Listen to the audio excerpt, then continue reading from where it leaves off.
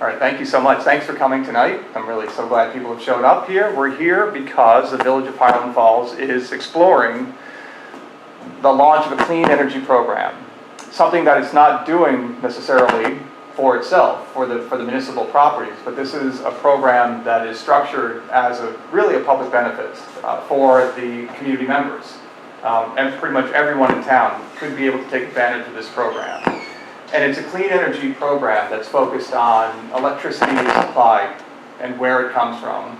And for us, we call it a clean energy program because my nonprofit, I'm the executive director of a nonprofit that's a partner in this program, and that's the Hudson Valley Energy logo to the right. And I'm working with Jewel, which is the administrator that the village chose to work with for this exploration. Our focus is on this program as a vehicle to offer benefit to the community, a number of benefits that I'll talk about tonight, as well as, one of those significant benefits is this idea that you can offer clean energy sourced electricity through this program to the community members at a very cost-effective rate that actually can be better than what people would otherwise pay for non-renewable sourced electricity. So that's the gist of what the program's about. So if we can go to the next slide, please. So I think it's a little redundant. I'm saying that, this is just saying it again, that the Village of Highland Falls is exploring the launch of this program. If it launches, this will be the name of the program. It's going to be called the Village of Highland Falls Community Power CCA. And that's an acronym. We try not to use too many acronyms when we describe these things, but the wonky name of this program from New York State perspective, what CCA means is Community Choice Aggregation. And so I'll explain what that is. But it's nice to reveal what the program name will be. So every community that we work with going forward gets to be identified as basically it's their own program. Even though, as you'll hear, the A in CCA is aggregation, that there is a benefit in joining together. Even though each community will have its own program name, you still get the power of this aggregation method. And I'll explain that. All these previews, all these excitements here. Next slide, please. So this is the overview of what I'll talk about tonight. I will explain what community choice aggregation is in some more detail. So that's the acronym broken out, community choice aggregation. And definitely talk about the benefits, why it is structured as a public benefit for the community. And then we'll talk about who it will affect. If the program launches, it is structured as a benefit that anyone can take advantage of. But one of the mechanisms by which it works that gives its power is that if and when it does launch, it is an opt-out program. It's a default-based program, meaning that everyone who in a certain category is given this choice, and they have to say if they don't want it in terms of electricity supply choice. And what I'll emphasize and re-emphasize is that this opt-out program, it's the replacement of an old opt-out program. So it's actually replacing a state-mandated opt-out in terms of electricity supply choice with a locally determined supply choice option as a new default. And so it's just very important, I think, for folks to understand that because it does seem surprising. And one of the beautiful things about this program, the role I get to play, my nonprofit, Hudson Valley Energy, is to do education, which is really important. As we move our grid in the direction that it needs to go, it's going to be important for many people to understand what those opportunities are because it's not something that can happen in many cases without them. And this program is an example of that. So it's a really wonderful engagement in that. So we'll talk about who's affected, and then to really explain the program from a very person-to-person perspective, we'll talk about the Orange and Rocklin bill and what changes and what doesn't change on the Orange and Rocklin bill so that people understand on a daily basis what this program means and what it will look like if and when it launches. And it's really useful, too, to emphasize that this is a program that does not displace Orange and Rocklin at all. That's one of the misconceptions that people have, is they hear my town's getting involved in my electricity choice, and it's a default program. Does that mean that they're replacing Orange and Rocklin? It's not. This is based on the energy supply marketplace that has been in existence since the 1990s, since the utilities were deregulated and all the utility companies became delivery companies. Just delivery, which means they can't make money on the supply of the how and where power is made. So that's what stays absolutely the same no matter what, is that Orange and Rocklin bill, which is part of delivery services, stays the same. And then we'll talk about next steps in terms of if the program moves forward. If it's determined that it makes sense, a couple of months from now, there'll be a critical time to decide what the marketplace looks like, the levels of interest, what we think we can get from the program through this aggregation model. So if it moves forward, we'll talk about the next steps and timeline. And then I'll finish off with 3 slides of frequently asked questions that I found are common questions that people ask, but I'll definitely leave time for questions too. And if anyone here has a question as we go through for clarification, feel free to raise your hands. I'm very glad to have this be a conversation. Next slide, please. All right, so what is community choice aggregation? I said the acronym is CCA. The term is community choice aggregation. To explain it in brief, it is, as I mentioned, it's this idea of the energy supply marketplace that was established by deregulation in the 90s. That deregulated marketplace, which made the utility companies into delivery companies, created this whole marketplace in terms of supply choice.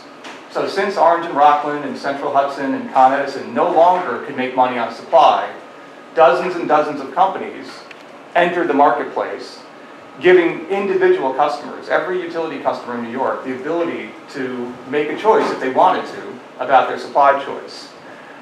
What this program has done, which in the first bullet, it was established in 2016 by the Public Service Commission, CCA was, it gave the power for that decision making on behalf of community members to cities and towns and villages.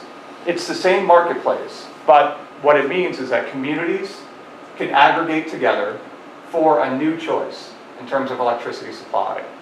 And it is that power of numbers that gives the leverage for the benefits that we'll talk about. So it is, in essence, to use one of the many analogies I'll probably use tonight, it's an aggregation model where, the analogy is like Costco or BJ's Wholesale. It's power in numbers. So when you buy things in bulk, you have leverage in the supply negotiation, so you can get a better price for anyone that's involved in that aggregation. That's the second bullet. The third bullet is me repeating that idea, that the reason you can have that leverage for the aggregation is because it replaces an old default situation that was established when deregulation happened in the 90s. I mentioned that deregulation broke up the monopoly that utility companies had on delivery and supply, making them just delivery companies. There was a supply marketplace, but not everyone wants to make a decision in that supply marketplace. So there had to be a state mandated default. And the original default is, which confused a lot of people and leads to some misperceptions, but the original default around supply established by that deregulation is that the state said the utility companies will make that choice if somebody doesn't make it for themselves in the supply marketplace. So you can run it, no problem at all. So what happens with this program is an aggregation of communities gets together. They go out with a competitive bid process to have leverage in the supply marketplace, and if they find a supply rate that makes sense, it becomes a new default that replaces the state mandated default. And I'll keep repeating that because it's a really important point. Can I just ask? Yes, please. What was the purpose of the deregulation? Was there a problem? Was there some kind of monopolistic? There's a number, it's kind of a whole political theory of things, but in essence I thought there could be better competition in terms of more generation sources that would benefit consumers by giving this marketplace opportunity in the supply marketplace. Just to say that competition would be better. Right. And it has worked out for some people, and this is probably a good time to point out too, that I'm going to talk about these overlapping benefits that are possible and that were structured in the design of community choice aggregation. I'll keep emphasizing the idea that it's a win-win in terms of a very good rate. The aggregation being able to negotiate a very good rate for renewable supply. And as I mentioned, it could be better. The rate that you would pay for 100% renewables from New York State sources could be better and has been shown for our program experience. And I'll show you how the program's been doing for some other communities than you pay for non-renewables. But a very significant point that I'll bring up on an upcoming slide is the consumer protection elements of it. Because that marketplace for individual customers, it's been around for 30 years or so. It's been a good experience for some, but many people have had bad experiences in that marketplace. There's a lot of, unfortunately, bad actors out there. Some wonderful companies, but there's some bad actors companies that have done a number of kind of unscrupulous things. Fixed rates that turn variable, contracts that were very hard to get out of, unexpected fees and penalties that are built into them. The idea of this program is that it's an alternative to having to even consider that private marketplace. It's a very transparent, very simple in its basis design when it launches, without any commitment for the community members. So that's a countering thought that even though if it launches, it'll be an opt-out program, a default-based program. Everyone will be given, in a certain category, opportunity to be in it, and they have to say no to it, but they can do so at any time. There's no contract or restrictions on it. And so that's one of the many elements of consumer protection that are baked into it. That's big. Yeah. So I think we can go on to the next slide, please. So I keep talking about this rate, and so I want to focus on what we're talking about, what the nuts and bolts are, what this thing is that we're talking about. And I'm going to show you an Orange and Rocklin utility bill to reemphasize what we're talking about here. But the element of what we're negotiating through this aggregation of having leverage for is the electricity supply rate. And that is shown on your bill as a dollar or cents, depending on how you look at the decimal points, per kilowatt hour rate on your bill. That dollars or cents per kilowatt hour rate for your supply, and I'll dig into the details of the line items on the bill, it gets multiplied by however much electricity you use each month. And that can vary month to month. What we do through the program, though, is we structure this, and it's the way it's worked to date and likely will work, it's kind of the magic element, is we'll structure it to be a fixed rate for an extended duration of time. So it'll be the same exact rate that you'll pay that gets multiplied by your usage. So every month, for whatever number of years we determine the program to be, if it moves forward, it will be a flat rate that everyone can remember and can easily compare to any other options that are out there.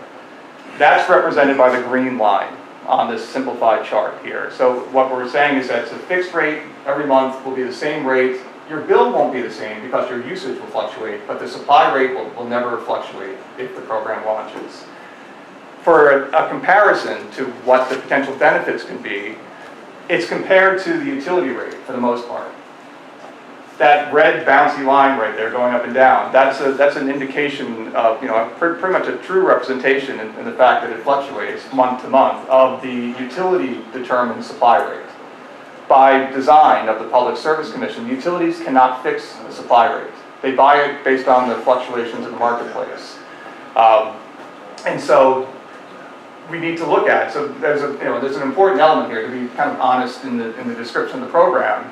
There's an element and a potential for cost savings through the program, but there is a comparison that we help people to be able to do through the life of the program, because kind of true shown in this simplified graph, while there are times that the red line is above our fixed theoretical program rate in this simple chart here, there can be months, and there likely will be months, that the utility rate goes below our fixed program rate. So it's a matter of what will it mean over the life of the program, whether this is in the sense of an apples to oranges comparison, because the red line is for utility is predominantly a non-renewable sourced electricity rate. Our flat green line is 100% renewable. But in an apples to oranges in terms of sourcing, there still is a comparison to see if it makes pure economic sense. And I'll show you that the programs have been working and they are designed to work well.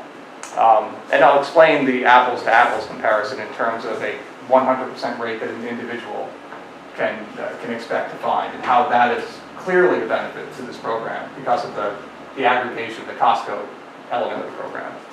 All right, we can go. Can I ask Yes, please. also? Yeah. I don't see how you keep it fixed other than, okay, petroleum, it's the price of the barrel of oil.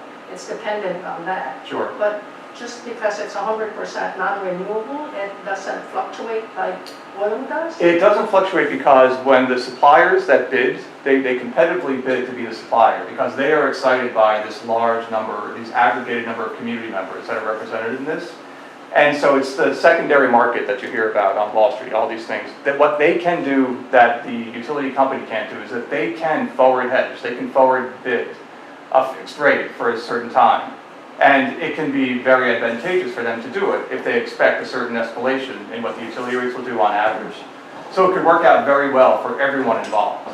And so this is really just based on that same open marketplace that we talked about. It's available for every utility customer, but it's that ability to fix the rate for a large supply grouping that, just based on the existing marketplace, provides an opportunity for benefit for everyone involved. This beautiful symbiotic, opportunity that can come out of this. Yes? So considering the current economic and energy things going on right now, you foresee with that renewable power that the aggregate will perform even better as fuel prices are going up? Do you have an insider speculation? There's still belief in the model that it's going to work well. And it has been an extended period, and I'll show you the performance of what R&R rates have looked like in the last 6 months, or even going back further. So they have been elevated, which can affect the bidding that goes into the supply rate that the suppliers bid into it. And so we anticipate the model still will work well, that there will probably be elevated utility rates for a while, but there's an expected, as happened before, certain factors figured in, like at the start of this year, 2022, there was a normal projection of what we thought we'd see, and will likely and hopefully return to at some point in time, and it could work. But there is unforeseen factors that and how long this extended period of elevated utility rates and how that figures into the forward projections of the suppliers. That's something we'll know as we get closer to that competitive bid. So it's very much, when I keep saying that this is an exploration phase of this program, that's very true. We're going to, as we get probably within a month of that bid period, which will probably be the middle of the summer, we'll have a clear view on what the marketplace looks like and what the likely bids will look like from the suppliers. So the advantages is being that you're a group and numerous players, you're kind of like, it's like why something might be cheaper to buy it from Walmart than as opposed to a small store. Yeah. Because you get a better price because of the size of the group that's buying. That's, yeah. Yeah, And the base, simplification or? Yep, in the base analogy, that's exactly it. So that's exactly it. All right, so, yes, we can go to the next slide, please. All right, so here is an Orange and Rocklin bill. Actually, could you keep clicking on that until we get to some images on here? My boxes were animated, I forgot. All right, so the first section, so a lot of people don't realize that your utility bill is actually several bills in one, every month, always. It's broken up into different sections. And the first section that's in red here with my electricity delivery is my type. That's not directly on the bill. But this is the electricity delivery section of the bill. And you can see that up here, it says delivery charges. So these line items, this whole section with this total charge of $65.21, this is the section of the bill, and the only section of the bill that Orange and Rocklin is, because of deregulation, allowed to make money on. This is the basic service charge of $19.50. It's basically the charge to be a customer and have a meter on your home or business. And then there's a number of line items for various services, including the infrastructure, the storm damage repair, the billing services, the customer support people at the company, all covered in a delivery service that's in this section. So each section, Orange and Rocklin does this strange thing with its first two lines. The total usage for this particular customer this month is 502 kilowatt hours, and you can see that on each of these lines, and then the first two lines add up to 502. So this is the usage of this customer, as shown up here, in kilowatt hours for this particular month. This sort of decimal point, and lovely, they actually include the symbol for cents here, indicating which Central Hudson does not. This shows you that each one of these is a rate that the usage gets multiplied to on each one of these lines. And when you multiply kilowatt hours times cents per kilowatt hour, which is the unit of this middle section, right here you just get dollars. All right, so these are the delivery charges for each line item of the delivery charges section for total delivery charges. Would you press next, please? So press one more time, please. There we go, thank you. So the next section is the section that we're focused on for the program. If it moves forward, what will change are the line items in the supply charges section. And supply is the how the power is made, where it's made, and how much it costs for those two decisions. So when the utility in the original state determined default when the utility company is making the decision for a customer, there's a clue here. There's 3 line items, always, when the utility company is making the choice. There's a market charge, and there's an adjustment to it, so the market and then the charge, and then there's a merchant function charge. Again, same usage, 502 kilowatt hours, rates here that get multiplied for total dollar charges, and lovely, they add up these 3 line item rates here to 5.906 cents per kilowatt hour. So this 5.906, that is the supply rate that Orange and Rocklin was charging in this particular month because of the market as a pass-through. They're not making money on it, but that's the rate that they were charging that month. Again, fluctuates every different month. This particular month it was about 5.9 cents. If the program moves forward, the 3 line items would get replaced with 1 single line item, with everything included. So there would be these line items, which is collapsed to 1. You just have 1 program rate, which would be the fixed program rate. This rate in a live program would be the same number every single month. That gets multiplied by whatever the usage is for that particular month. And that is everything in the program. There's no subscription fees, there's no sign-up fees, there's no charge to the communities, there's no penalties, there's nothing else. There's just a competitive bid process, suppliers bidding for what this rate should be, which includes the small fee that pays for the support team, my organization and Jewel, to support the program if it moves forward. It's all just right in there, and that's just where everything is. This section, when Orange and Rocklin is making the supply decision for the customer, it is a pass-through, meaning they take your money and they pass it through to whatever supply sources they happen to engage with that month. In a live program with the 1 rate, that section, those dollars that you pay when you give your money to Orange and Rocklin for the total bill, they take the supply charges section and then they give it to the supplier that we pick, and the supplier gives it to the renewable producers in New York State by requirement. They have to be based in New York State. And through that way, through this financial transaction, you are paying for only renewable production to support the use of electricity in your home. It does not mean that you're only getting renewable electrons to your home. You're getting your electrons from the whole New York grid, which is the way it works pretty much in any electricity grid. But through this mechanism, you are in a very real way having influence on the proportion of renewables that are supported to put electrons onto the grid. So it's a very real way in the immediate and the medium and certainly in long term of sending market signals that changes the proportion of renewables on the grid. And it is true in the way this marketplace works, the grid, that you are paying only for renewable production. So you can claim, in the way this market works, that your home or business, if you're using this program, or if you have a private contract, you're paying for renewable production only. All right, next slide, please.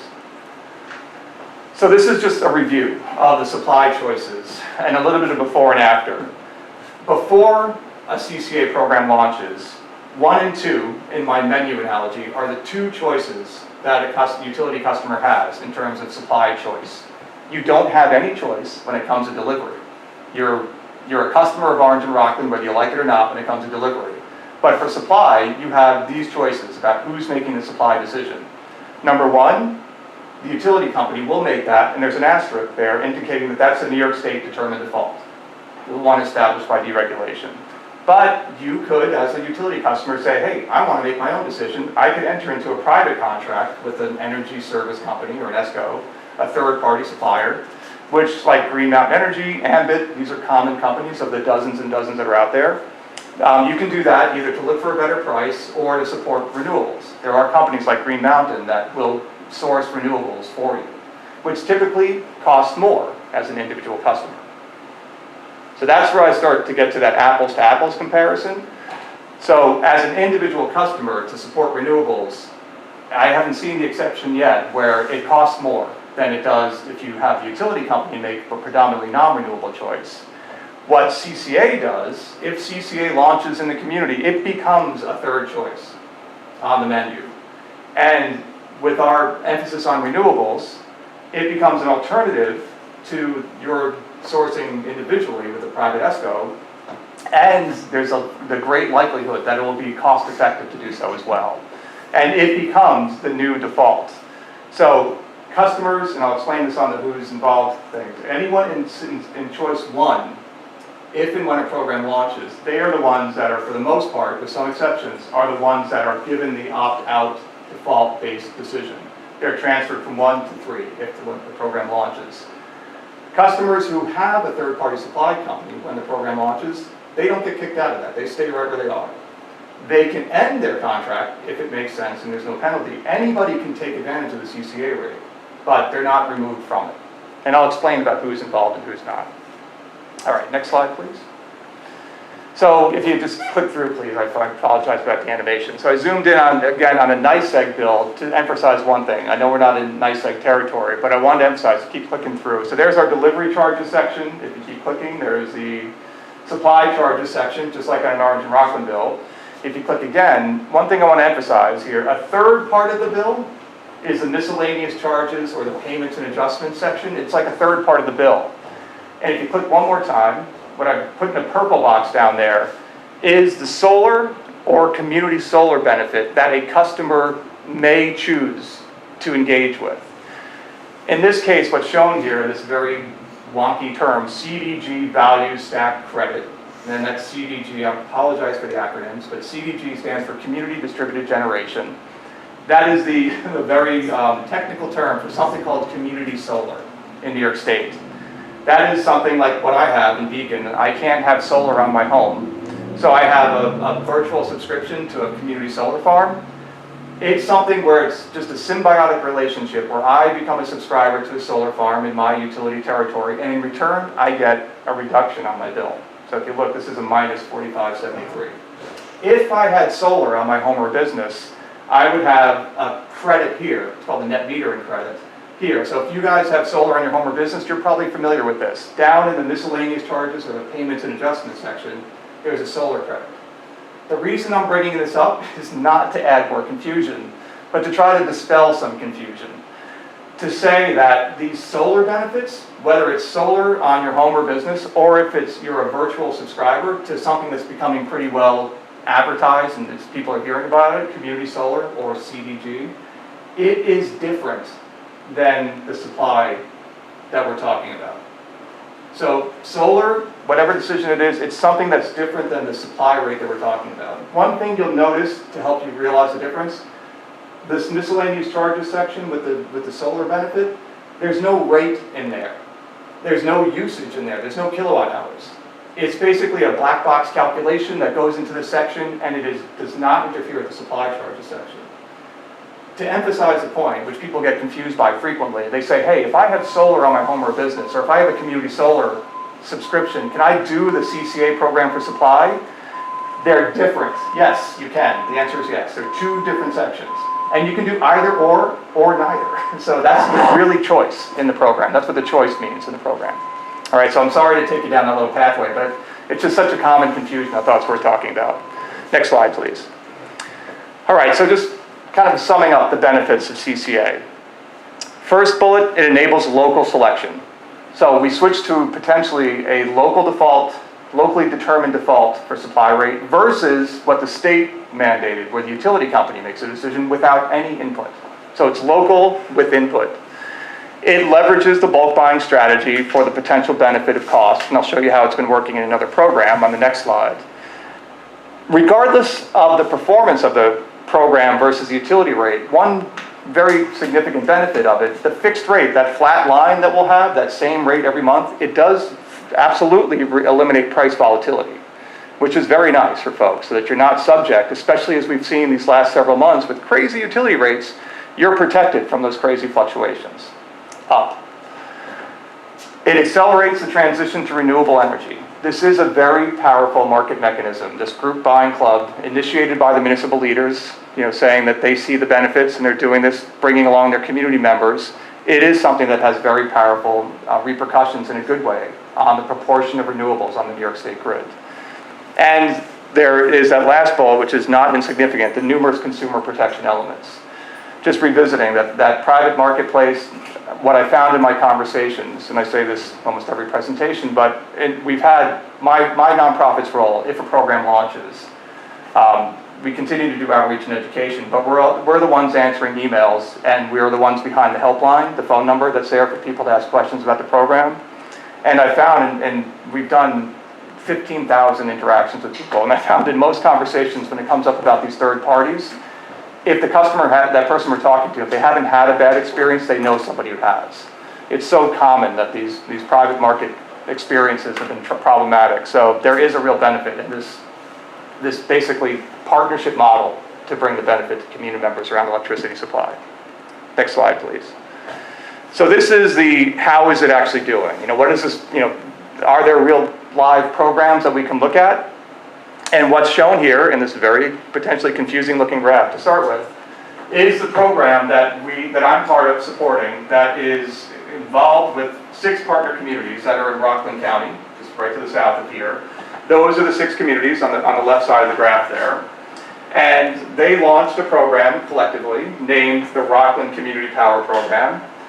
Back when we launched this program, we had a program name for a group of communities. As I mentioned, if and when the village launches, it's going to have its own municipality name as the program. But we did a grouping name back then, so this is the Rocklin Community Power Program. They joined together for a bid for rates, and the rate that they got is this flat green line right here, and it's just about to round, it's about 7.2 cents per kilowatt hour. And that was determined to be a good rate back in the latter part of 2020. They decided to move forward, and they also included a second rate that was a choice that people could take advantage of. That was similar to the utility rate. It was a not 100% renewable rate, and that's the purple line here. So it was an option that some community members could choose if they wanted to, or any community member could choose if they wanted to. And that's about 6.5 cents per kilowatt hour. That's the element of choice. There was 2 choices for program rates, the 2 flat lines. And the red line up here, to revisit my apples to apples comparison concept, this is what I calculated back then to be the private ESCO marketplace for a 100% renewable option. What the rate would be for something comparable to our green line in terms of sourcing and a fixed rate. And it was well above, right about 9 cents per kilowatt hour. So the difference between the red line and the green line shows the Costco or the BJ's wholesale element of the program. That through the aggregation, by being part of your community program, you can do 2 cents or more better than on your own. So there's the apples to apples comparison.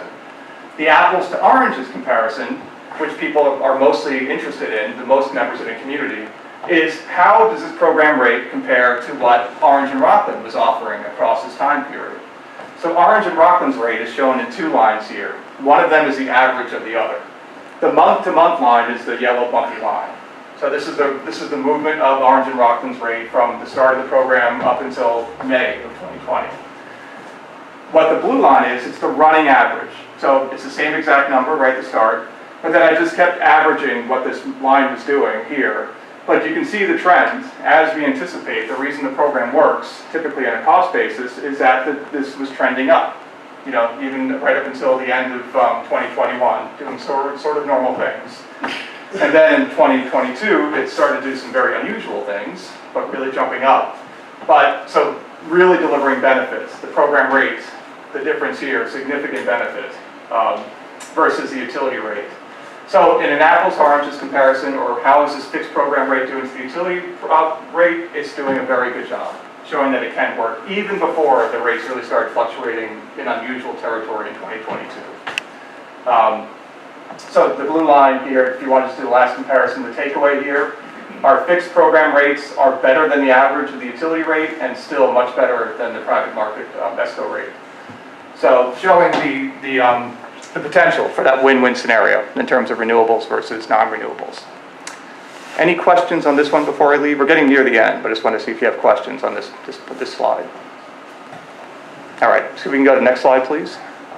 So will the program affect me? This is like which customers are included. And if you can remember in your mind the menu slide, the 3 choices of supply.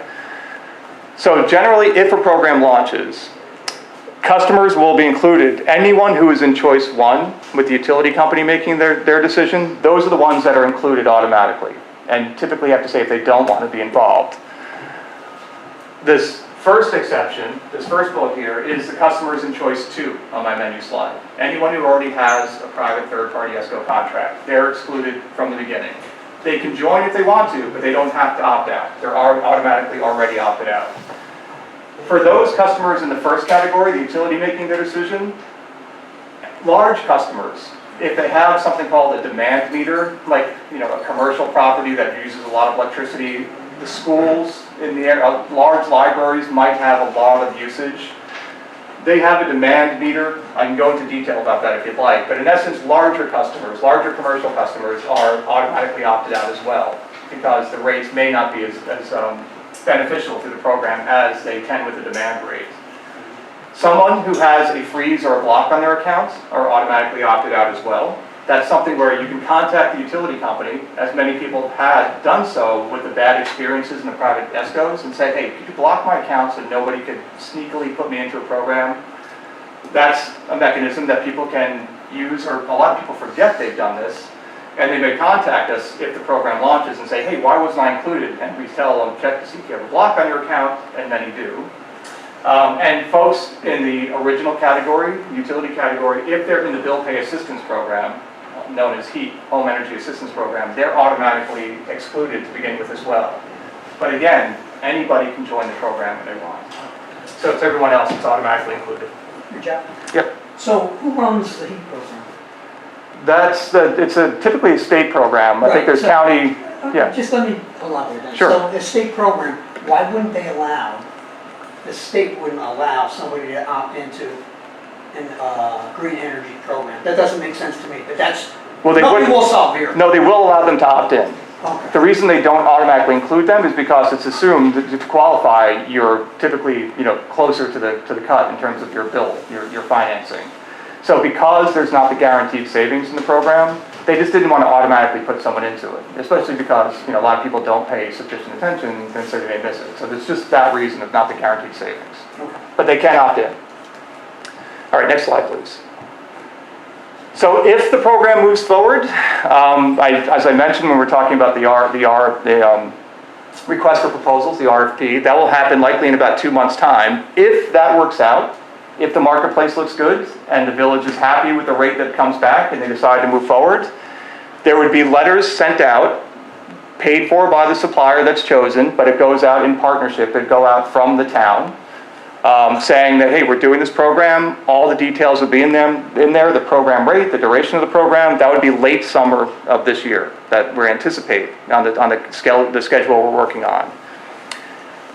When the letters go out, by state design, there's a 30-day period called the opt-out period, the second bullet, where anybody who's going to be automatically included but doesn't want to be, they want to stay with that choice 1 in the menu slide with the utility making their choice, they can take any one action of several actions, either a phone call, returning a prepaid mailer, using the website form, seeing me in person or any one of my team and just giving their information. They can opt out of the program and not be included. But anybody could opt out at any time after that period too. But that's just for people who just don't want to be included when the program launches. But if for everyone else who stays in the program, it's the fall of 2022. We think about November by the time the transition happens with the rate onto the utility bill that the program would be live. Next slide, please. So just jumping through the FAQs. The first one I think I emphasized at the start. Does this program replace my utility company? And the answer is no. No, the delivery services stay the same. This is just a change in the line item in the supply charge section. Does this impact the reliability of my electricity? When I talked about how we get electrons from the whole grid, and that grid is which I didn't say, but the grid is overseen by all the utility companies, and they are delivery companies. They are paid to reliably deliver power. That's what they get money on. And they're overseen by the Public Service Commission and the New York Independent System Operator to make sure there's reliability on the grid. And they're the ones that measure out. Even though we're promoting more renewables on the grid and accelerating the proportion of renewables, there's still a measured approach to how the renewables come onto the grid to make sure that reliability is not affected. So there is no impact on reliability. I think mostly people ask this question thinking they're only attached to like a solar farm or a wind turbine. They're not. You're attached to the whole grid, and reliability is a primary responsibility of the utility company. Next. So will it save me money? And that's to the point we're talking about, that, the comparison of the flat line to the fluctuating line. It's possible, but it's not guaranteed. And so, but that part of our outreach and part of our presence within the community is to make sure that we're keeping an eye on it and letting people know how the program's doing so that they can make an informed decision, whether they want to stay in the program. What if I want to change my supply choice at any time during the program? It's a choice program. You can change your decision at any time. As I showed with the two flat lines on my graph, there might be a second rate choice that's available. Anybody can make a different choice at any time throughout the program, including to get out of the program, which I think is the next slide, please. Next question. Do I have to stay in the program the entire time? You do not. Anybody could opt out at any time. This question, I was with my elongated description of community solar in the miscellaneous charges section. Can I participate if I have my own solar panels or if I participate in community solar? Yes. They're non-competing. They're two parallel financial transactions. They're two ways that you can promote renewables on the New York grid, which is cool. But they're non-conflicting. So you can do this program even if you have solar or you're a subscriber to community solar. And then the last question is, what happens after the program ends? And that question usually stems from people who've tried that third-party marketplace where they think there might be a fixed rate for a period of time and then it ends and suddenly it's going to balloon up and they're stuck in something. By design, and this is part of the consumer protection element, it's a fixed period program with that fixed rate.